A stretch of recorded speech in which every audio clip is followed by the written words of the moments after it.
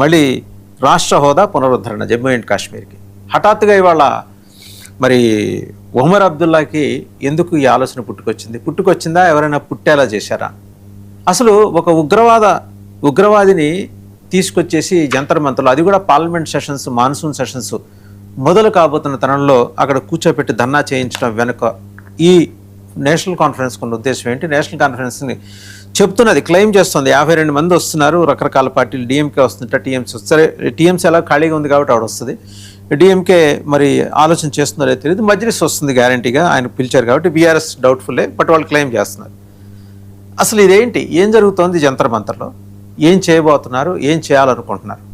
ఉగ్రవాదులను తీసుకొచ్చి ధర్నాలో, అది కూడా పార్లమెంట్ సెషన్స్ ముందర కూర్చోబెట్టి ధర్నా చేస్తుంటే మరి ప్రభుత్వం ఏం చేస్తుంది? ఈ ప్రతిపాదన మీద ప్రభుత్వం ఎలా స్పందిస్తుంది? ఇలాంటి ధర్నా చేయాలని, ధర్నా చేసుకుంటే చేసుకోవచ్చు, ఒమర్ అబ్దుల్లా అప్పుడు వచ్చో లేకపోతే మిగిలిన పట్టావు, ఉగ్రవాదులను తీసుకొచ్చి ధర్నాలో కూర్చోబెట్టడం ఏంటి? ఈ అంశం మీద వ్యూ పాయింట్లో మనతో జాయిన్ అయ్యారు సాయికృష్ణ గారు, సీనియర్ జర్నలిస్ట్. నమస్తే సాయికృష్ణ గారు. అలాగే Peketi Prasad garu, geo political affairs expert, and colonel Parameshwar garu, మాజీ ఆర్మీ అధికారి, జియో పొలిటికల్ అఫైర్స్ ఎక్స్పర్ట్. అందరికీ నమస్తే అండి. టు స్టార్ట్ విత్ కల్నల్ పరం గారు, సో ఇప్పటి వరకు మనకి పార్లమెంట్ సెషన్స్ ముందు ఇంకా విశేషం ఏం లేదనుకుంటున్నాం కదా, అనుకున్నామో లేదో మరి ఒమర్ అబ్దుల్లాకి తెలిసిపోయింది. వెంబడే ఆయన ఫరూక్ని, మిర్వాయిజ్ ఉమర్ ఫరూక్ని తీసుకొచ్చి ధర్నాలు కూర్చోబెడుతున్నాడు. ప్రతి పార్లమెంట్ సమావేశాల ముందా ఇటువంటిది ఏదో ఒకటి జరగటం, ధర్నా ఇవ్వాలంటే ధర్నా, లేకపోతే ఏదో ఒక రకమైన దాడుల్లో, కుట్రలో ఎవడో ఒకటి పట్టుబట్టమో. ఏంటంటే ఈ స్కెచ్ పాకిస్తాన్ స్కెచ్చా, లేకపోతే అంతర్గతంగానే ఇక్కడ ఎవరన్నా కలిసి కూర్చొని వేసిన స్కెచ్చా?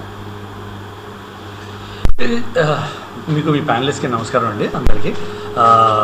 సాయికృష్ణ గారితో చాలా రోజుల తర్వాత కలుస్తున్నాను. పేకేటి ప్రసాద్ గారు చాలా కామన్ అయిపోయింది వీకెండ్లో కాబట్టి. Okay, so 2-3 విషయాలండి. అంటే మనము అబ్రోగేషన్ ఆఫ్ ఆర్టికల్ 370 ఎప్పుడైతే జరిగిందో ఆగస్ట్ 2019లో, అప్పుడు మనము ఏం ప్రామిస్ చేసాం జమ్మూ కాశ్మీర్. చిన్న సబ్మిషన్, ఒకవేళ మీ రూమ్లో ఫ్యాన్ కానీ ఇంకేమైనా ఇతర నాయిస్ వస్తుంది, ఫ్యాన్ ఉంటే ఆఫ్ చేస్తారా? ఒక్క నిమిషం.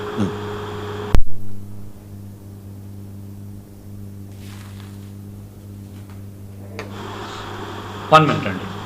ఒక్క నిమిషం. ఐ థింక్ ఇప్పుడు నాయిస్ ఉండకూడదు. ఓకే, సో అది అబ్రిగేట్ చేసినప్పుడు మనం గవర్నమెంట్ ఏం ప్రామిస్ చేసిందంటే, abrogation first step statehood restore చేయడానికి. స్పెషల్ స్టేటస్ అంటే మీకు బిఫోర్ ఆర్టికల్ 370లో ఏమన్నాము, when we made that article 370 వాళ్ళకి ఏమి ఇచ్చాము, వాళ్ళు స్పెషల్ స్టేటస్ ఇచ్చాం. స్పెషల్ స్టేటస్లో ఏంటంటి కీ ఆస్పెక్ట్స్ మీరు చూసారంటే, అటానమీ, కాన్స్టిట్యూషనల్ అటానమీ ఇచ్చాం. వాళ్ళ ఫ్లాగ్ అవన్నీ కాన్స్టిట్యూషనల్ అటానమీ, గవర్నెన్స్ స్ట్రక్చర్ అవి ఇచ్చాం వాళ్ళకి. ఆన్ టాప్ ఆఫ్ ఇట్ మనము పార్లమెంట్ లెజిస్లేటివ్ పవర్స్ కూడా రెస్ట్రిక్ట్ చేసాము. అలా రెస్ట్రిక్ట్ చేసి ఇప్పుడేమన్నామంటే ఆర్టికల్ 370 వచ్చిన తర్వాత Jammu and Kashmir state including లద్దాఖ్ని 2 యూనియన్ టెరిటరీస్లో డివైడ్ చేసి, లద్దాఖ్ ఒకటి, జమ్మూ అండ్ కాశ్మీర్లో ఒకటి డివైడ్ చేసి మెల్లమెల్లగా మేము అటానమీ ఇప్పుడు యూనియన్ టెరిటరీస్ చేస్తాం. దాని తర్వాత మెల్లమెల్లగా దాన్ని we will transfer power and give them state కూడా అన్నారు ఆ టైంలో. అలాగే ఆర్టికల్ 35A కూడా పర్మనెంట్ రెసిడెంట్స్ స్పెషల్ రైట్స్ అవన్నీ డిఫైన్ చేయడానికి ఆర్టికల్ 35 ఇచ్చాము. దాన్ని కూడా అబ్రిగేట్ చేశాం. సో దాంతో వాళ్ళకి వచ్చింది ఏంటంటే 2-3 ఫ్యామిలీస్ నడిపేవి అక్కడ హెగిమోని కాశ్మీర్లో. ఫారూక్ అబ్దుల్లా ఫ్యామిలీ, అంటే షేక్ అబ్దుల్లా గారి దగ్గర నుంచి వచ్చినప్పటి నుంచి. And the biggest injustice to Kashmir valley has been done by Sheikh Abdullah and Nehru అండి, ఎవరో కాదు, వీళ్ళ ఫ్యామిలీనే చేసింది. దాని తర్వాత మీ ఉన్నారు ముఫ్తీ మొహమ్మద్ సయీద్ గారి ఫ్యామిలీ. అండ్ దెన్ దిస్ ఈ మిర్వైజ్లు అయితే ఎవరైతే ఉన్నారు ఇప్పుడు, ఈ Mirwaiz Umar Farooq, is I think the 14th Mirwaiz for Jammu and Kashmir. So and ఈయన ఎంత పెద్ద ప్రో పాకిస్తానీ అంటే మీరు అర్థం చేసుకోవచ్చు హౌ దే ప్రయారిటైజ్. వీళ్ళకందరికీ ఏంటంటే ఇంక్లూడింగ్ ఫారూక్ అబ్దుల్లా మీరు స్టేట్మెంట్స్ చూడండి. ఫర్ దెమ్ ఫస్ట్ వచ్చేది ఇస్లాం, సెకండ్ వచ్చేది పాకిస్తాన్, థర్డ్ వచ్చేది చైనా, ఫోర్త్ వచ్చేది ఇంకేమైనా గ్యాప్ ఉంటే ఆ గ్యాప్ మిగల్చవు, పాకిస్తాన్, చైనా, ఇంకా ఇస్లాం అనేది. సో వాళ్ళ ప్రయారిటీస్ చాలా క్లియర్ అండి లైఫ్లో. సో మిర్వైజ్ ఉమర్ ఫరూక్ మీరు హిస్టరీలోకి వెళ్ళి చూసారంటే, మిర్వైజ్ ఉమర్ ఫరూక్ గారి ఫాదర్ని గారు అనడం వేస్ట్ కానీ, but I can't be disrespectful in you know media. So ఆయన ఫాదర్ని చాలా ఘోరంగా చంపారు. ఆయన మిర్వైజ్కి 17 years ఉన్నప్పుడు ఐ థింక్ 1990 మేలో చంపారు ఆయనని. దాని తర్వాత ఆయన ఫ్యూనరల్ అయినప్పుడు, వాళ్ళ ఫాదర్ ఫ్యూనరల్ అయినప్పుడు కూడా ఆల్మోస్ట్ 100 మంది లేడీస్, పిల్లలు వాళ్ళందరూ కలిపి చాలా మంది చనిపోయారు ఆయన ఫ్యూనరల్లో. అప్పటి నుంచి ఈ షార్ట్ పొలిటికల్ ప్రామినెన్స్. దాని తర్వాత ఏమైపోయిందంటే స్లోగా with the disinterest of Congress government, అప్పుడు కాంగ్రెస్ గవర్నమెంట్ ఉండే, దే హ్యాడ్ ఏంటి వీక్ గవర్నమెంట్ ఉండే, అప్పుడే మీకు క్యాష్ ఫర్ ఓట్ స్కామ్ అది అయినాయి, జార్ఖండ్ ముక్తి మోర్చాది కూడా అయినాయి. So they were busy with that. And వీళ్ళు ఏం చేశారంటే they started cozying up to ISI. So ISI start చేసింది ఫండ్ చేయడం ఆల్ పార్టీ హురియత్ కాన్ఫరెన్స్ని. Mirwaiz Umar Farooq is one of the key players in all party Hurriyat conference. So ఈ Hurriyat conference basically runs the agenda of ISI అండి. So మీరు చెప్పాలంటే మీరు pick up చేసిన point చాలా వ్యాలిడ్. ప్రతి అసెంబ్లీ సెషన్, ప్రతి పార్లమెంట్ సెషన్ ముందర ఏదో ఒక హిండెన్బర్గ్ రిపోర్ట్ అంటారు, యుఎస్ఎల్లో ప్రామినెన్స్ లేని హిండెన్బర్గ్ తీసుకొచ్చి ఇక్కడ గొడవ పెడతారు, పబ్లిష్ కాని బుక్ అంటారు, లేకపోతే ఇట్లాంటి ధర్నాలు అంటారు, లేకపోతే ఇంకోటి అంటారు. So these are very common. So 20th పిలవడము, మిర్వాజ్ ఉమర్ ఫరూక్ని పిలవడము, వాడు టెర్రరిస్ట్ అని గుర్తించిన తర్వాత కూడా ఆయన మీద 19 ఎఫ్ఐఆర్లు ఉన్నాయి. దాని తర్వాత కూడా ఐ డోంట్ అండర్స్టాండ్. అండ్ అవి నార్మల్ ఎఫ్ఐఆర్లు కాదు, అంటే మామూలు పొలిటీషియన్ సర్టిఫికేట్స్ అవి. ఎఫ్ఐఆర్లు ఉండడం అనేది ప్రతి పొలిటీషియన్కి సర్టిఫికేట్. కానీ బట్ సెడిషన్ మీద ఎఫ్ఐఆర్స్ ఉన్నప్పుడు, ప్రో టెర్రరిస్ట్ అని ఎఫ్ఐఆర్స్ ఉన్నప్పుడు, బుర్హాన్ బనీ లాంటి టెర్రరిస్ట్ చనిపోయినప్పుడు pro Pakistan and anti India comments చేసిన మిర్వాజ్ ఉమర్ ఫరూక్ లాంటి వాళ్ళని పిలవడంలో, అది కూడా ఢిల్లీకి పిలిచి ఆయనకి ప్లాట్ఫామ్ ఇద్దాం అనడంలో వీళ్ళ ఇంటెంట్ చాలా క్లియర్గా తెలుస్తుంది. This is an agenda being run by Asim Munir and ISI అండి. There is no doubt about it. And unrest create చేయాలి, జంతర్ మంతర్లోకి వచ్చి అన్రెస్ట్ క్రియేట్ చేయాలి.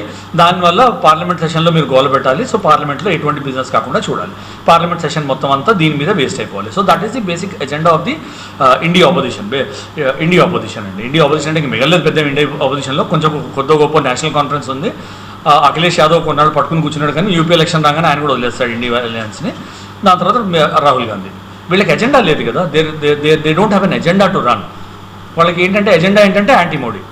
మీకు ఎజెండా చెప్పండి, మీరు 5 ఎజెండా పాయింట్స్ ఇవ్వండి, మీరు డిస్కస్ చేయడానికంటే ఎజెండా పాయింట్స్ ఇవ్వలేరు వాళ్ళు. So they have to create some trouble. కొంచెం ట్రబుల్ ఫార్మేట్ చేశారంటే పబ్లిక్ అటెన్షన్ డైవర్ట్ అవుతుంది. డైవర్ట్ అయితే పార్లమెంట్ సెషన్లో they can allow no business to happen. So that is their agenda అండి. రైట్. సాయికృష్ణ గారు, ఇప్పుడు ఈ 370 ఆర్టికల్ 35A పునరుద్ధరణ అనే ప్రధాన డిమాండ్ తోటి ఒక ఉగ్రవాది వచ్చి ధర్నా చేయటం ఏంటి? నాకు అర్థం ఎట్లా ఇస్తుంది కేంద్ర ప్రభుత్వం కూడా పర్మిషను?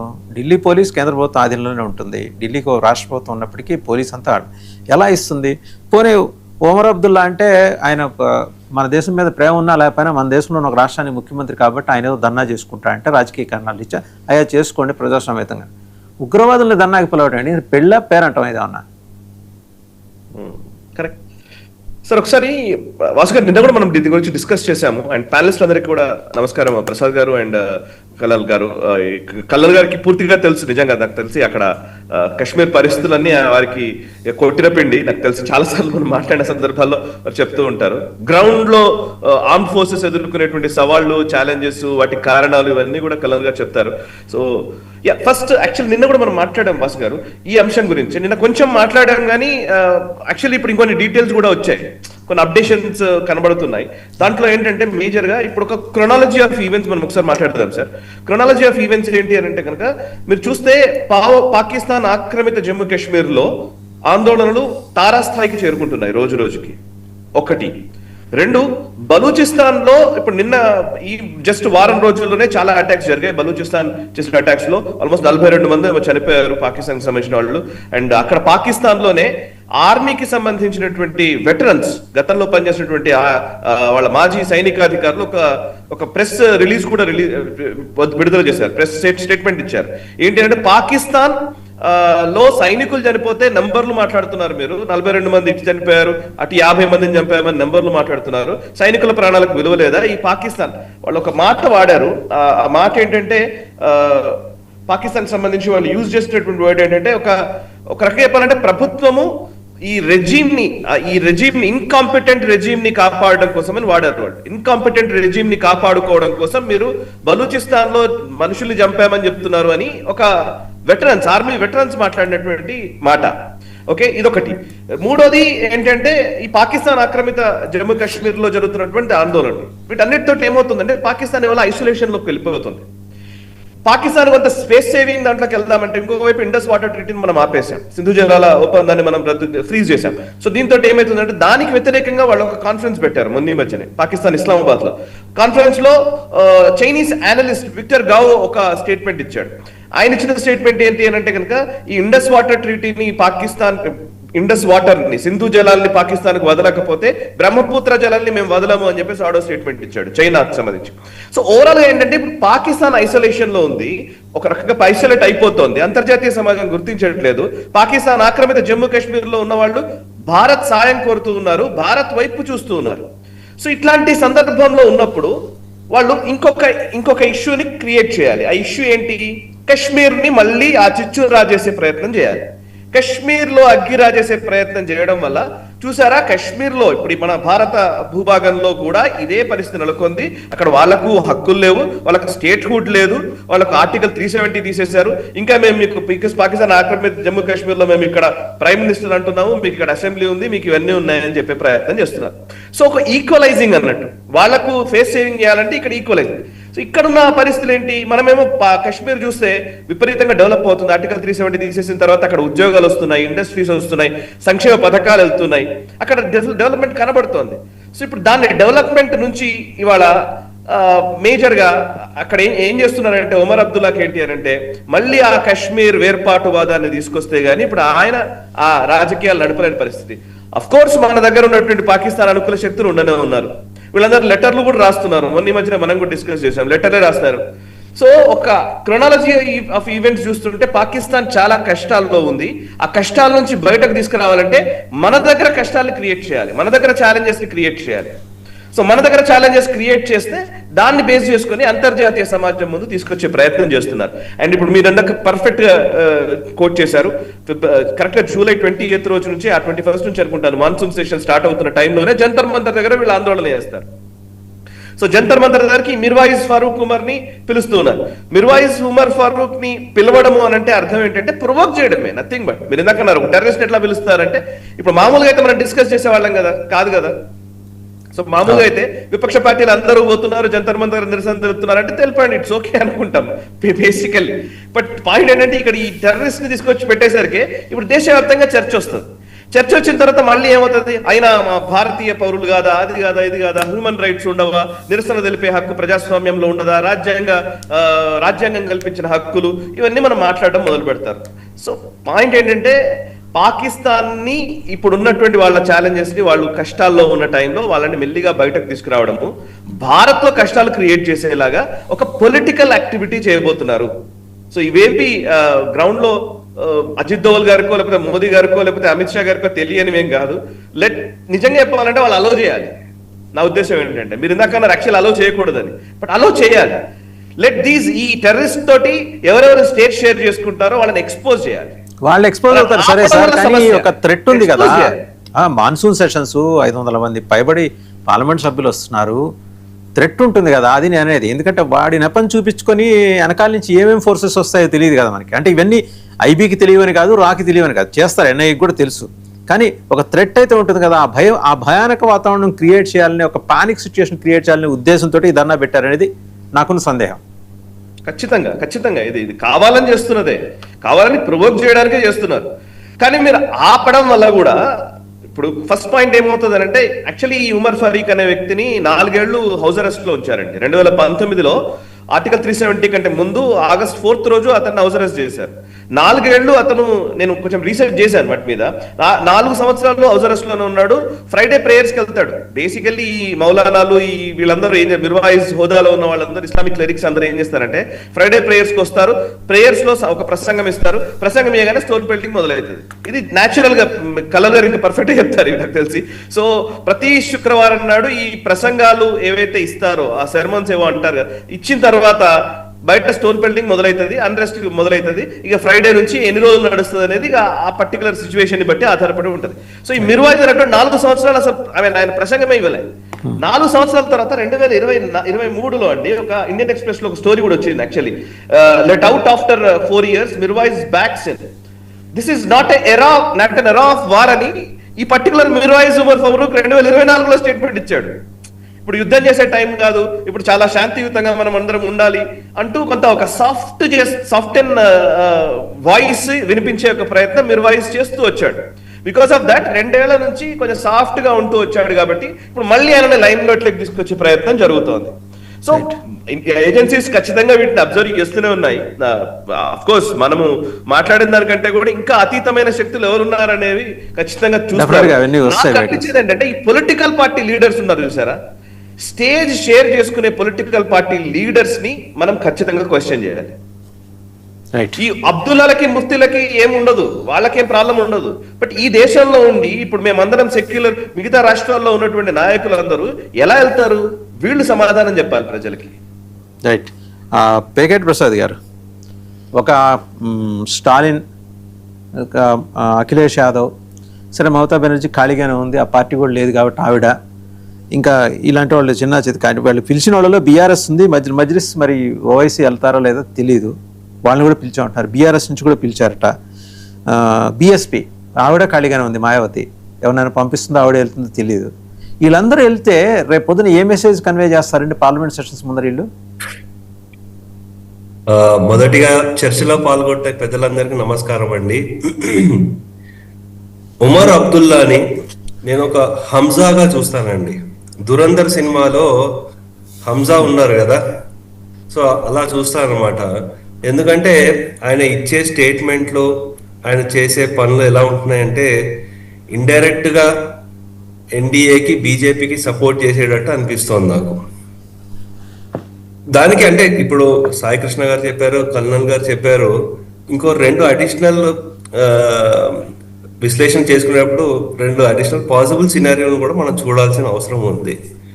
ఒకటి, as of today Jantar Mantar దగ్గర ఏమవుతోంది అనేది చూసుకుంటే ఈ కాక్రోచ్ పార్టీ వాళ్ళు ఇంకా సోనం వాంగ్చుక్ నిరాహార దీక్ష, ఆయనను ఎలాగైనా విరమణ చేయించాలి, ఇప్పుడు నిరాహార దీక్ష నుంచి బయటికి తెప్పించాలి. జంతర్ మంతర్ వీళ్ళు అడిగిన పర్మిషన్ ఎంత? 1 రోజుకి, ఇప్పటికి అది 20 రోజుల పైన దాటిపోయింది. సో మరి ఇప్పుడు అదొక్కళ్ళకి వాళ్ళకి రాసిచ్చేసారా? కాదు కదా. సో అందు గురించి ఇంకోళ్ళు ఎవరో ఒకళ్ళు రావాలి, ఇదొక అంశం ఏదైతే ఉందో అది తీసుకుంటున్నారు. సో అందు గురించి ఇదొకటి అయితే, ఇంకోటి మన అంశం ఏదైతే డెఫినెట్లీ అది వ్యాలిడ్ పాయింట్. ఎందుకంటే నెక్స్ట్ రాబోయే ఎలక్షన్స్ ఏమున్నాయి, మనకి యూపీ ఎలక్షన్స్ ఉన్నాయి. సో వీళ్ళందరూ సమాజ్వాదీ పార్టీ వీళ్ళని పిలిస్తే దేశ వ్యతిరేకంగా మాట్లాడుతున్న వాళ్ళందరితో కలిసి వీళ్ళు సమాజ్వాదీ పార్టీ వాళ్ళు లేకపోతే మిగతా ఎంఐఎం ఈ పార్టీలు వీళ్ళందరూ మాట్లాడుతున్నారని అది ఎక్స్పోజ్ అవుతారనమాట. ఓకే, సో అందు గురించి నేను ఉమర్ అబ్దుల్లాని ఒక హంజాగా చూస్తాను. ఎందుకంటే ఆయన ఇప్పటివరకు అక్కడ ఎలక్షన్ జరిగినప్పటి నుంచి స్మూత్ గానే నడుస్తుంది, పెద్ద ప్రాబ్లంలు ఏం లేదు ఆయనకి. ఎస్పెషల్లీ సెంట్రల్ గవర్నమెంట్ నుంచి ఫండ్స్ రావడము, అక్కడ అభివృద్ధి కార్యక్రమాలన్నీ చక్కగా జరుగుతున్నాయి. కాబట్టి నేను అనుకోవడం ఇవంత పెద్ద ఇదేం లేదు. ఈవెన్ పార్లమెంట్ లో కూడా అమిత్ షా గారు ఏం చెప్పారంటే అక్కడ పరిస్థితులు చక్కబడిన తర్వాత మేమే స్టేట్ హుడ్ ఇస్తాము అని చెప్పడం జరిగింది. అయితే అక్కడ ఇంకా చాలా మనకు చూస్తుంటే ఓవర్ గ్రౌండ్ వర్కర్స్ వీళ్ళందరూ ఎవరైతే ఉన్నారో అందరినీ ఏరి వేస్తున్నారు. ఆ ప్రక్రియ అవ్వడానికి ఇంకా సమయం పడుతుంది కాబట్టి మనం వేచి చూడాలి. సో అందు గురించి ఈ ఉమర్ అబ్దుల్లాని అప్పటి వరకు మనం ఒక దురందర్గా చూడొచ్చు. ఆయన ఇస్తున్న ప్రతి స్టేట్మెంట్ ని మనం క్లోజ్లీ వాచ్ చేయాల్సిన అవసరం ఎంతైనా ఉందండి.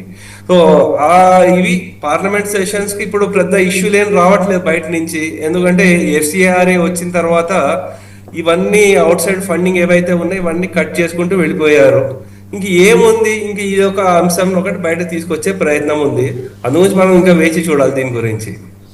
రైట్. కల్నల్ పరమేశ్వర్ గారు, మీ దగ్గరకు వచ్చే ముందు ఒక చిన్న ఇది విజువల్ చూద్దాము. పీఓజేకే పాకిస్తాన్